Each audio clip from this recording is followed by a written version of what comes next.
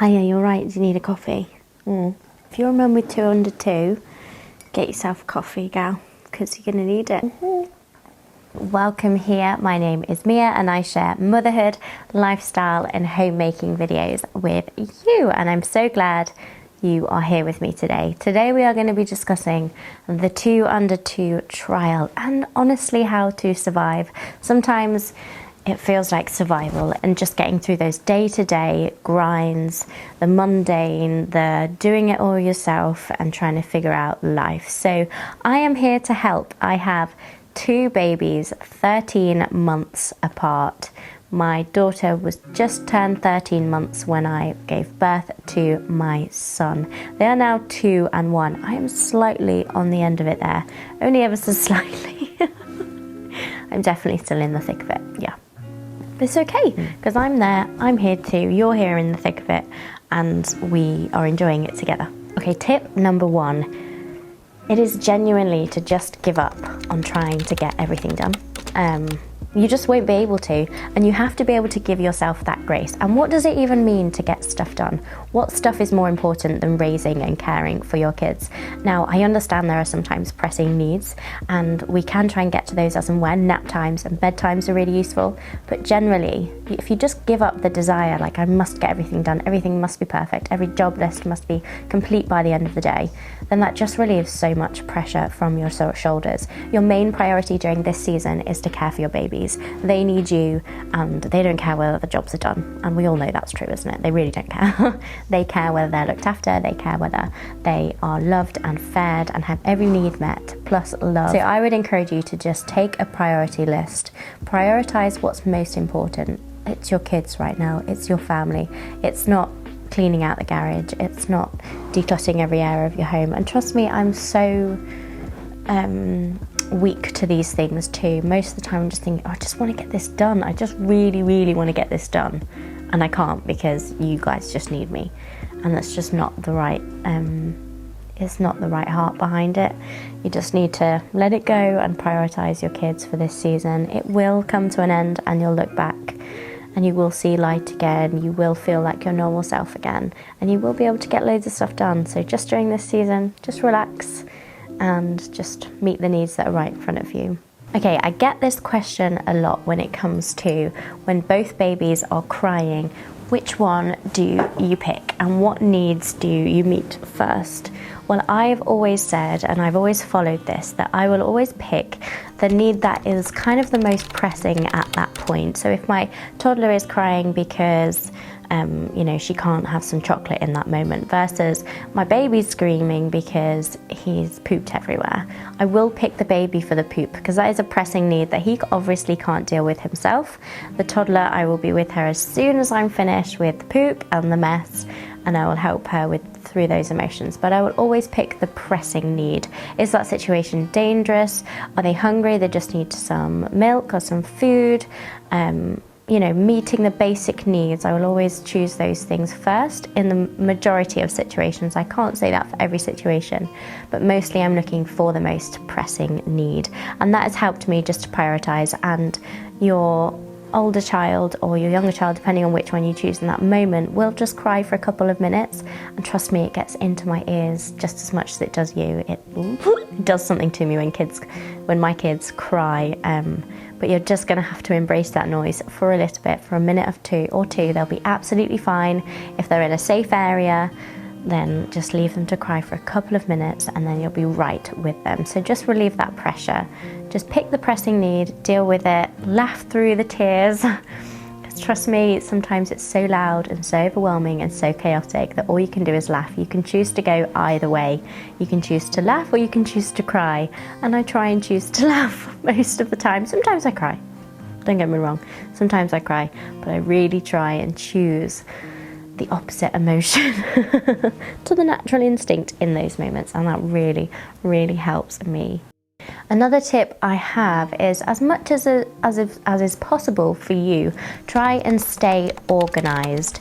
Say, for example, organised with the clothes system that they're going to go through, or whether you have nappies on hand and grocery lists, and obviously shop online because it's so much simpler, but just make sure you've got nappies coming in, you've got enough wipes, you've got nappy bags and Sudocrem and Calpol, and you're just kind of organised with the kiddie stuff to make sure that you've always got things on hand. Say, for example, when the kids wake up, I will take them some little bottles of milk now they're toddlers, and take them up and have that organised, ready to go, so they're not screaming and crying and they're thirsty and I have that ready, presented to them straight when they wake up. They quench their thirst and then they are normal humans again, just like us. So just try and stay organised with little bits as much as possible. It's not always possible, it really isn't, and there will be chaos and there will be stuff everywhere and it will just get on top of you sometimes, and that is okay. But I'm just saying, as much as you possibly can, try and bring attention to the things that are going to help you in those situations. You know, having a basket of nappies on hand that you can just grab, because you'll be changing a lot of nappies with 2 under 2, especially if you're 2 under 18 months, 2 under 14 months, 2 13 months apart. You're going to be changing a lot of nappies. So have a basket, stay organised, have a process that works for you. That might not work, baskets might not work for you, it might be in the drawers or some sort of system that works for you and your personality. And staying organised is really going to help you feel like you've got control of some part of this situation that's happening. Tip number 1, 2, 3, 4, I think. Is this one's interesting because it's not always possible, and I can't really do this mostly during that real newborn stage when you're really tired. But as soon as you possibly can, I would recommend waking up earlier than your kids. And I know people say it all the time and it's like, oh, wake up earlier than your kids, but I'm here to tell you that it's kind of true and it feels so good. It honestly feels so good to have that space and time to do whatever you want. I try and get work done, I try and edit videos, I read the Bible, I empty the dishwasher, like little things that are just going to help you. So you're not, I really struggle to wake up to screaming and wake up to crying and wake up to like everybody needing you instantly. And sometimes that just happens and that's okay, you've got to embrace that. But as much as possible, I like to wake up on my own accord and have a nice slow morning, and then when I'm needed and I'm going to be right there with them. So that really does help me. I hate to be the presenter of bad news there, because it kind of is bad news in some ways, because sleep is great. Actually, I hope I'm not rambling, because I feel like I have so much to say on this topic because it's just been my life for so long. The next one I would say is baby wearing. I have found that extremely useful. With my first baby, she wasn't very needy at all, even from day dot. Like, she wouldn't want to be picked up all the time. She actually wanted her space. She would play on her own really well, and I would still play with her, but she just didn't really need me there and didn't want me there. But with my son, he was completely the opposite and kind of still is, and he still needs me so much. And obviously with all the to-do lists we've got to do and the other children to take care of, baby wearing is going to be your best friend. And sometimes it doesn't work for some people, but I would generally say that's possibly because they haven't found the right carrier. I mean, I tried the wrap thing when Kayla was a newborn and when Mercy was a newborn, but I just spent my life doing this. Oh, I don't have time for this.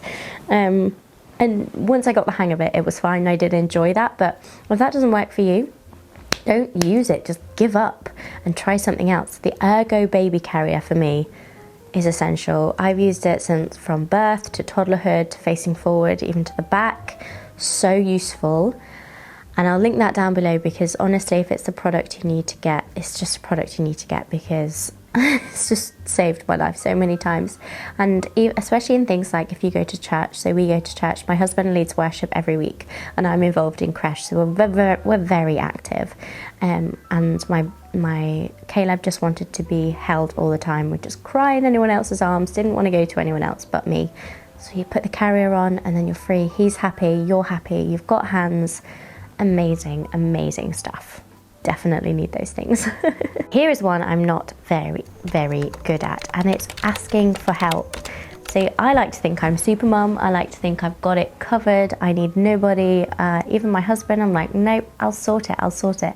And then I'm crumbling by the evening, or I'm crumbling by the end of the week or the end of the month, because I haven't asked for help. I haven't said yes to that meal that someone's offered to make. I haven't said yes to the next door neighbour helping me with my laundry. Not that they do that. I wish they did. But, you know, people from my church helping me with that, or my mum helping me to take the kids for a day. You know, sometimes I think because I'm the stay-at-home mum and I don't send my kids to nursery or anything, it's like, oh, I have to keep them with me, and they can only be raised by me, and there's just a weird mentality there, and it's not healthy. Having help and having time out is definitely necessary. So I encourage you to take that if you possibly can. Just say yes. What harm can it do? Obviously have your boundaries if you don't want, you know, like super nannies in your face all the time, but just ask for help. I think that's really useful, and don't be afraid of asking. Sometimes we wait too much for someone to offer help, but actually reaching out and asking is really useful, and we do it frequently these days, because sometimes, I mean, when you're ill and you're sick and all your family are ill, we reach out to neighbours and friends and family to come and bring medicine, come and take the non-ill child if it's not contagious, blah blah blah. Just ask for help. You're not weak.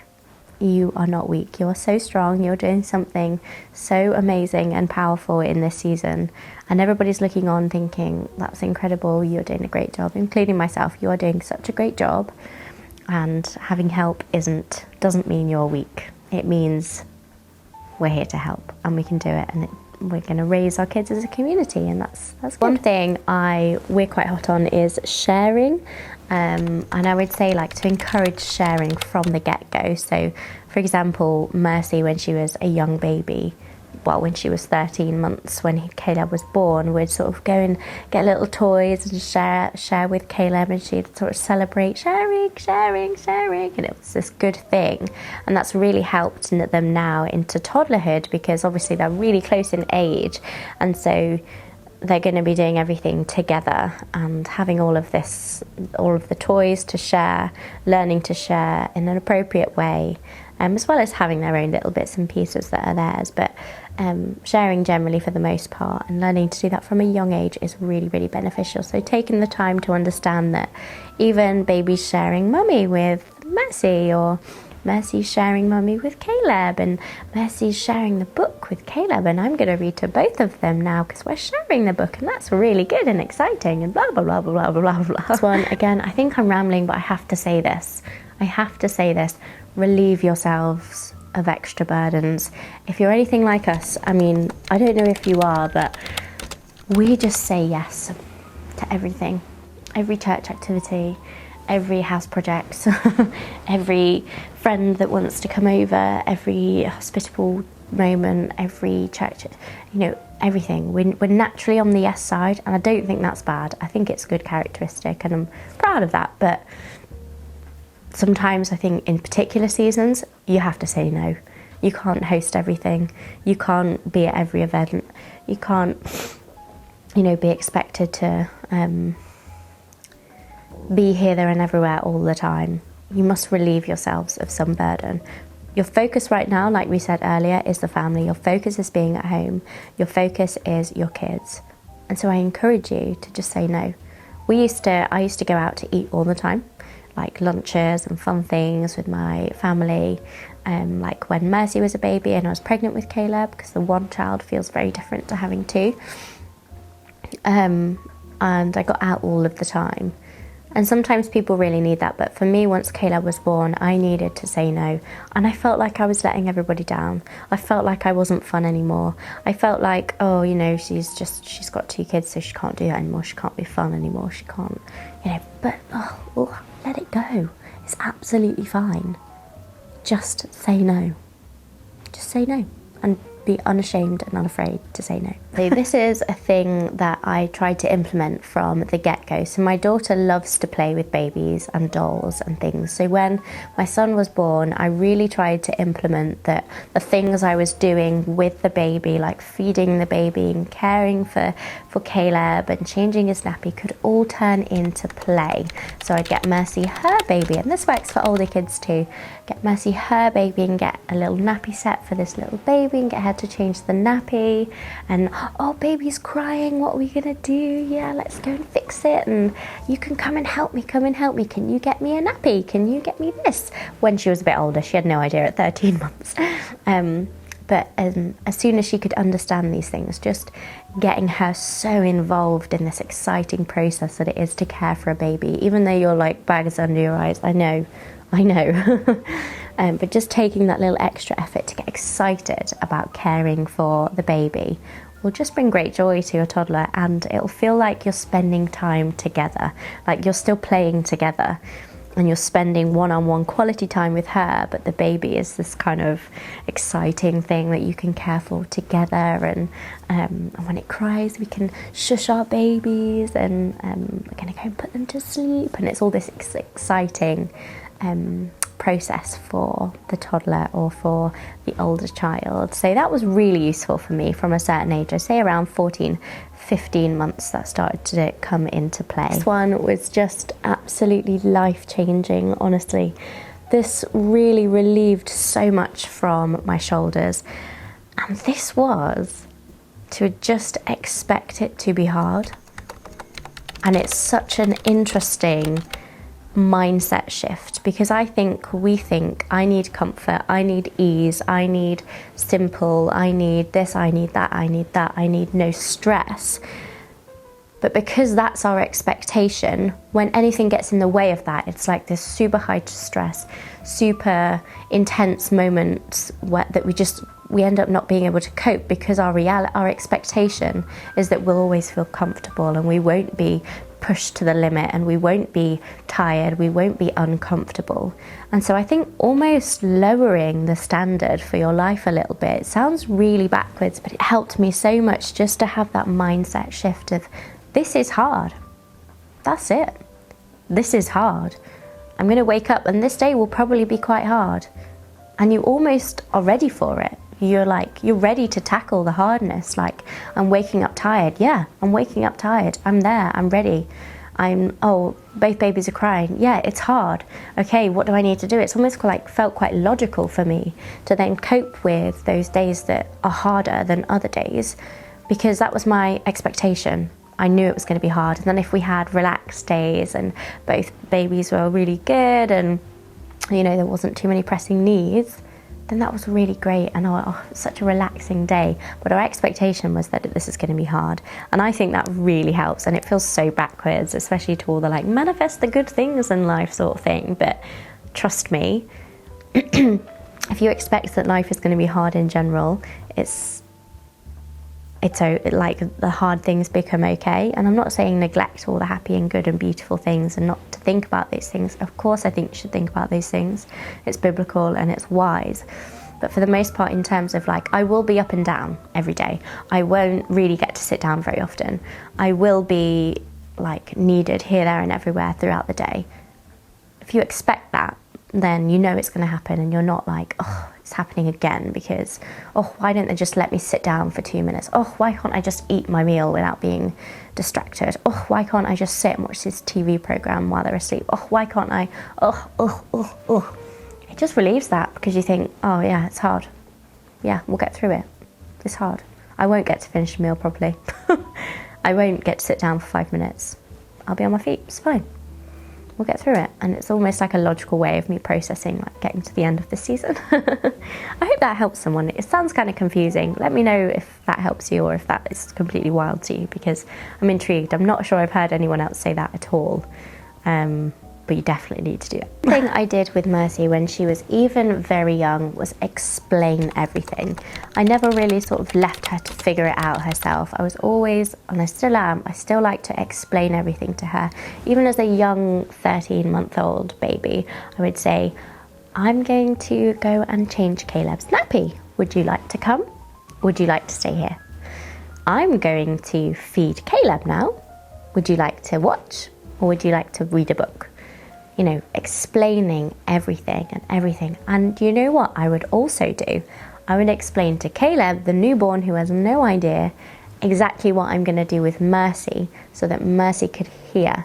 She could hear our conversation. Caleb, I know you want me right now, but I think I'm just going to spend 1 minute with Mercy and read a book. And I would read a book with Mercy. And she would hear that, and she would know that I'm also prioritizing her. I'm prioritizing our time together, as well as me always saying I'm prioritizing Caleb's. You know, so she's not always hearing, oh, I just need to feed the baby. Just give me a sec, just 1 minute. I need to just feed Caleb. I need to change his nappy again. Oh, I just need to do this with Caleb. I'm just doing this with Caleb, Mercy. Can you just go over there a minute, play with something else? It was never really like that. It was a conversation both ways. So even Caleb had no idea what I was saying. I would say, Caleb, I'm gonna go and change Mercy's nappy now. Yeah. And then, Mercy, let's go and change your nappy together. And, you know, we'd have that conversation so that the older doesn't feel like your attention is only with the younger one now. And she doesn't matter, or he doesn't matter. I think that was a real game changer, because Mercy was never struggled with jealousy, never really struggled with like me needing to do stuff with Caleb and needing to do stuff with Mercy. Oh, and that is also such a benefit of having kids close in age, especially that close. Like when Mercy was 13 months old, she really didn't have any idea what was happening. So when Caleb was born, she still had no idea. She wasn't jealous, she didn't care, she carried on her own life. She was not fazed at all. And I think that is such a benefit of having kids close together. That really they adapt so fast. They adapt so quickly to the new family member, and they're just moving on. They're going through it, and then they can't remember a time when they were alone.